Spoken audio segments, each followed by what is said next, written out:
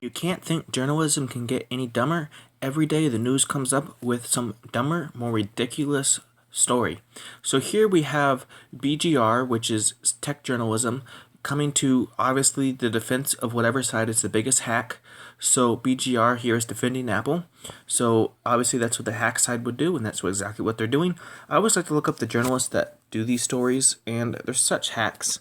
Here you can see this journalist only has two pictures, and one is obviously way too old, and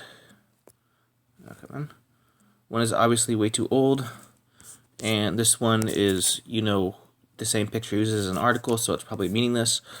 But and then there's no more information on them, so not even a YouTube channel or anything.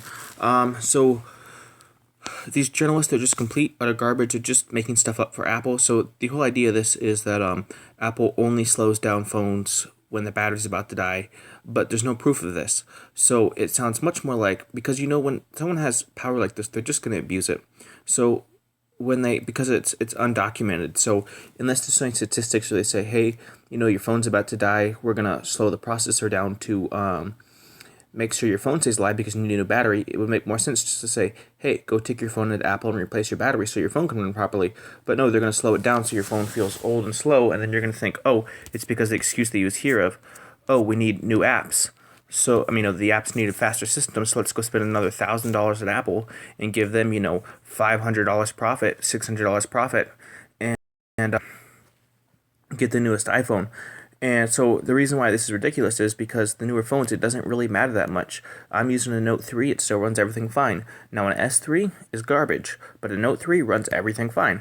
So that's why their newer phones like the iPhone 6 and the iPhone 6s, they run everything fine. So in order to get people to upgrade, they have the slate factor phone, and that's exactly what it is. It's a slate factor phone with the fast processor.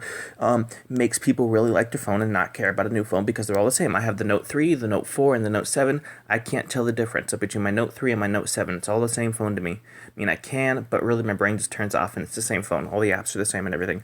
So they need to do things like this in order to get people to upgrade. And so here, now that they got caught, they're trying to go over to their hacks and tech journalism and say, hey, write a garbage article defending us like they do all the time with right to repair and net neutrality and all these things. A lot of times they put them in as opinion pieces. Yeah, see here they have opinion, like that makes a difference. If you have an opinion piece, it should get a lower Google search rank because no one really cares about opinion. It's not news. And here's some other scummy things Apple's done in the past. So Apple has a history of doing things like this. So when I had my first iPod Touch second generation, they used to charge you for upgrades. Now you can't ignore the upgrade. So the upgrade used to be $10. No, it was $15. Then it went down to 10. Then it went down to 5. And so they used to charge you for software upgrades. Now they do them for free. And then now instead of doing it for free, now you have to take the upgrade. You cannot ignore the upgrade. So they just changed the ways of doing it. So then you force take the upgrade that slows down your phone. So now you have a slower phone. So now you have a slower phone. So now you're forced to upgrade and spend another $1,000 with Apple. So, and the other thing that Apple has done is when I had my old iPod Touch, my 4th generation iPod Touch, I let it sit for about 6 months, and I turned it back on, and it wouldn't let me open up any of my apps, access any of my data, restore any of my data, because it was saying that my apps weren't authorized, and I don't have the password because, of course, this was a long time ago, and iPod Touch 4th generation, it was on my brother's account, he didn't have the password, so I lose access to all my apps. So that was really, really annoying on my app data. So Apple just has a history of doing things like this. So this just sounds like a really lame excuse of, oops, you caught me, now let's make an excuse. There's no statistics, there's no nothing. It just sounds like Apple making stuff up again.